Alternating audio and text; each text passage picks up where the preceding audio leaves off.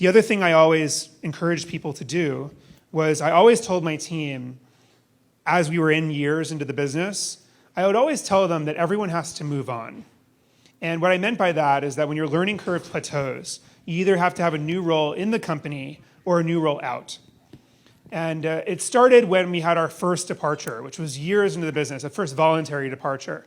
And I was really scared about the message it would send to the team because it was like, oh my gosh, like someone just chose to leave. And I realized that the reason they were doing that is because they kind of felt like their learning curve had plateaued. There wasn't an obvious spot above them, and they were just doing the same thing for a year or two at that point.